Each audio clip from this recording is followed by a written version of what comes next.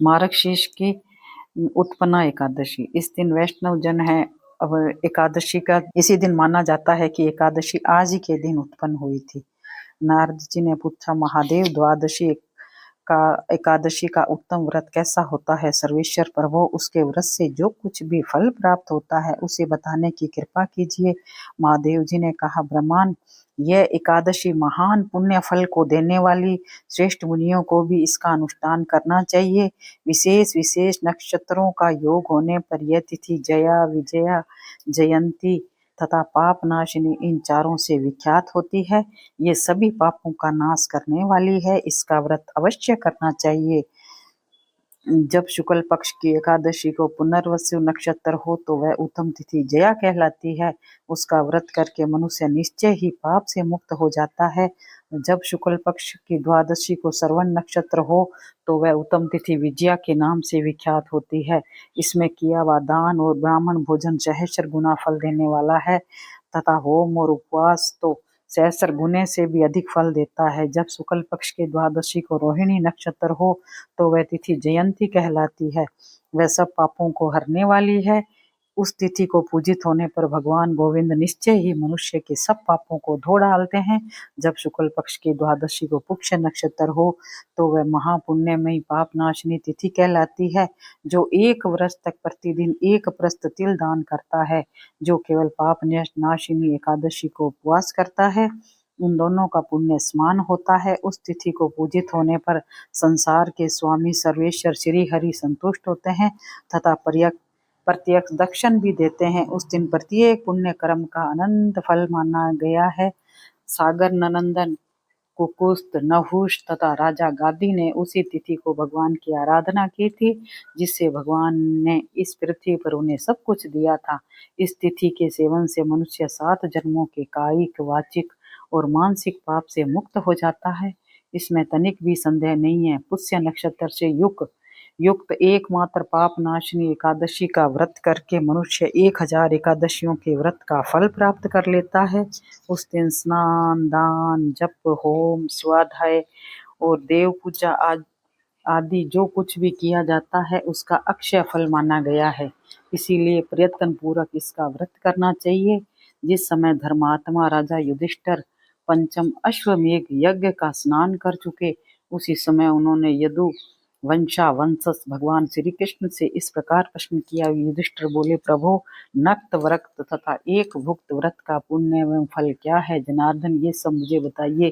श्री भगवान ने कहा, कुंती नंदन, हेमंत ऋतु में जब परम कल्याण में मार्गशीर्ष मास आए तब उसके कृष्ण पक्ष के द्वादशी तिथि को उपवास व्रत करना चाहिए।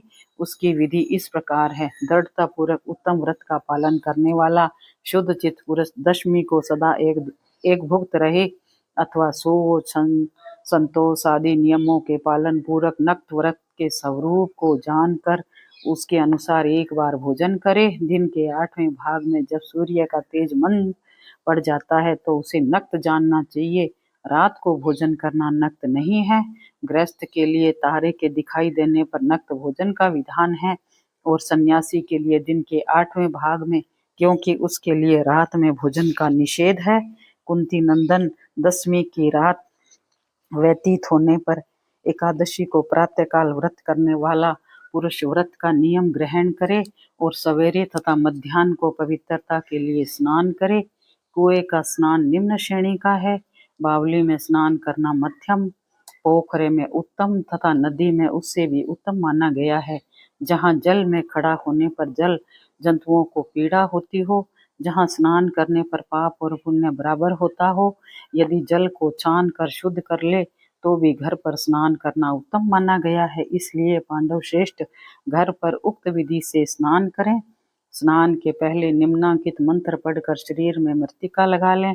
अश्वक्रांते, रथक्रांते, विष्णुक्रांते, वसुंधरे, मृत्तिके हर में पाप यन मया पूर्व संचितम। वसुंधरे, तुम्हारे ऊपर अश्व और रथ चला करते हैं। भगवान विष्णु ने भी वामन अवतार धारण करके तुम्हें अपने पैरों से मापा था। मृत्तिके, मैंने पूर्व काल में जो पाप संचित किया है उस मेरे पाप को हर लो। व्रती पुरुष को चाहिए कि वे एक चित्त और दृढ़ संकल्प होकर क्रोध तथा लोभ का परित्याग करे। अंत्यजय, पाखंडी, मिथ्यावादी, ब्राह्मण निंदक, अगम्य स्त्री के साथ गमन करने वाले, अन्यान्य, दुराचारी, परधनहारी तथा पर स्त्रीगामी मनुष्यों से वार्तालाप न करे। भगवान केशव की पूजा करके उन्हें नैवेद्य भोग लगाए। घर में भक्ति युक्त मन से दीपक जलाकर रखे। पार्थ उस दिन निंद्रा और मैथुन का परित्याग करे। धर्मशास्त्र से मनोरंजन करते हुए संपूर्ण दिन व्यतीत करे। नवश्रेष्ठ भक्ति युक्त होकर रात्रि में जागरण करे। ब्राह्मणों को दक्षिणा दे और प्रणाम करके उनसे त्रुटियों के लिए क्षमा मांगे। जैसे कृष्ण पक्ष की एकादशी है वैसे शुक्ल पक्ष की भी है। इसी विधि से उसका भी व्रत करना चाहिए। पार्थ, द्विज को उचित है कि वह शुक्ल और कृष्ण पक्ष की एकादशी के व्रती लोगों में भेद बुद्धि न उत्पन्न करे। शंखोद्वार तीर्थ में स्नान करके भगवान गदाधर का दर्शन करने से जो पुण्य होता है तथा संक्रांति के अवसर पर 4 लाख का दान देकर जो पुण्य प्राप्त किया जाता है वह सब एकादशी व्रत की 16वीं कला के बराबर भी नहीं है। प्रभास क्षेत्र में चंद्रमा और सूर्य ग्रहण के अवसर पर स्नान दान से जो पुण्य होता है वह निश्चय ही एकादशी को उपवास करने वाले मनुष्य को मिल जाता है। केदार क्षेत्र में जल पीने से पुनर्जन्म नहीं होता। एकादशी का भी ऐसा ही महात्म्य है। यह भी गर्भवास का निवारण करने वाली है। पृथ्वी पर अश्वमेघ यज्ञ का जो फल होता है उससे 100 गुना अधिक फल एकादशी व्रत करने वालों को मिलता है। जिसके घर में तपस्वी तथा श्रेष्ठ ब्राह्मण भोजन करते हैं उसको जिस फल की प्राप्ति होती है वह एकादशी व्रत करने वालों को भी अवश्य मिलता है। वेदांगों के पारगामी विद्वान ब्राह्मणों को सहस्र गोदान देने से जो पुण्य होता है उससे 100 गुना पुण्य एकादशी व्रत करने वालों को प्राप्त होता है। इस प्रकार व्रती को वह पुण्य प्राप्त होता है जो देवताओं के लिए भी दुर्लभ है। रात को भोजन कर लेने पर उससे भी आधा पुण्य प्राप्त होता है तथा दिन में एक बार भोजन करने से देहधारियों को नक्त भोजन का आधा फल मिलता है। जीव जब तक भगवान विष्णु के प्रिय दिवस एकादशी का उपवास नहीं करता तभी तक तीर्थ, दान और नियम अपने महत्व की गर्जना करते हैं। इसलिए पांडव श्रेष्ठ, तुम इस व्रत का अनुष्ठान करो। कुंती नंदन, यह गोपनीय एवं उत्तम व्रत है जिसका मैंने तुमसे वर्णन किया। हजारों यज्ञों का अनुष्ठान भी एकादशी व्रत की तुलना नहीं कर सकता। युधिष्ठिर ने पूछा, भगवान पुण्य में एकादशी तिथि कैसे उत्पन्न हुई? इस संसार में क्यों पवित्र मानी गई तथा देवताओं को कैसे प्रिय हुई?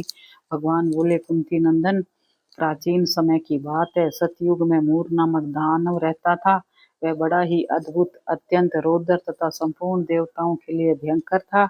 उस काल रूपधारी दुरात्मा महासुर ने इंद्र को भी जीत लिया था। संपूर्ण देवता उससे परास्त होकर स्वर्ग से निकाले जा चुके थे तथा संकित तथा भयभीत होकर पृथ्वी पर विचरा करते थे। एक दिन सब देवता महादेव जी के पास गए। वहां इंद्र ने भगवान शिव के आगे सारा हाल कह सुनाया। इंद्र बोले, महेश्वर, ये देवता सर्वलोक से भ्रष्ट होकर पृथ्वी पर विचर रहे हैं। मनुष्यों में रहकर भी इनकी कोई शोभा नहीं होती। देव, कोई उपाय बतलाइए। देवता किसका सहारा ले? महादेव जी ने कहा, देवराज, जहाँ सबको शरण देने वाले, सबकी रक्षा में तत्पर रहने वाले जगत के स्वामी भगवान गरुड़ ध्वज विराजमान है, वहां जाओ, वे तुम लोगों की रक्षा करेंगे। भगवान श्री कृष्ण कहते हैं कि युधिष्ठिर, महादेव जी की बात सुनकर परम बुद्धिमान देवराज इंद्र संपूर्ण देवताओं के साथ वहां गए। भगवान गदाधर क्षीर सागर के जल में सो रहे थे। उनका दर्शन करके इंद्र ने हाथ जोड़कर स्तुति आरंभ की। इंद्र बोले, देव देवेश्वर, आपको नमस्कार है। देवता और दानव दोनों ही आपकी वंदना करते हैं। पुंडरीकाक्ष, आप दैत्यों के स्तरु है। मधुसूदन, हम लोगों की रक्षा कीजिए। जगन्नाथ, संपूर्ण देवता मूर नामक दानव से भयभीत होकर आपकी शरण में आए हैं। भक्त वत्सल, हमें बचाइए। देव देवेश्वर, हमें बचाइए। जनार्दन, हमारी रक्षा कीजिए। दानवों का विनाश करने वाले कमल नयन, हमारी रक्षा कीजिए। प्रभु, हम सब लोग आपके समीप आए हैं, आपके ही शरण में आ पड़े हैं। भगवान, शरण में आए हुए देवताओं की सहायता कीजिए। देव, आप ही पति, आप ही मति, आप ही कर्ता और आप ही कारण है।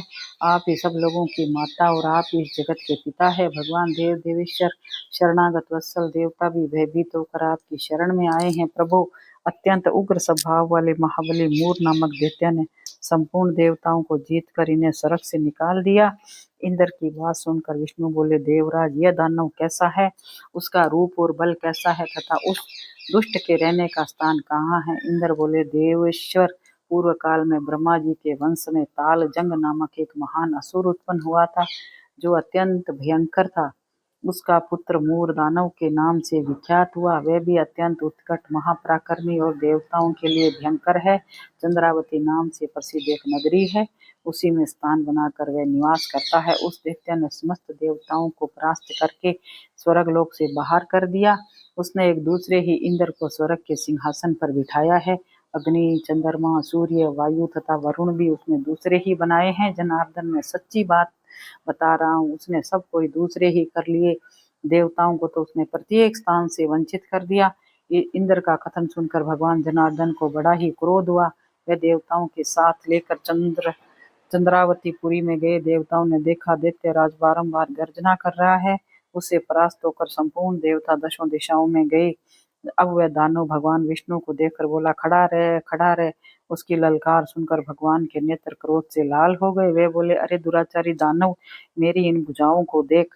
यह कहकर श्री विष्णु ने अपने दिव्य बाणों से सामने आए हुए दुष्ट दानवों को मारना आरंभ किया। दानव भय से विहल हो गए। पांडुनंदन तत्पश्चात श्री विष्णु ने दैत्य सेना पर चक्कर का प्रहार किया। उससे छिन्न भिन्न होकर सैकड़ों योद्धा मौत के मुख में चले गए। इसके बाद भगवान मधुसूदन बद्रिकाश्रम को चले गए। वहां सिंहावती नाम की गुफा थी, जो 12 योजन लंबी थी। पांडुनंदन, उस गुफा में एक ही दरवाजा था। भगवान विष्णु उसी में सो रहे थे।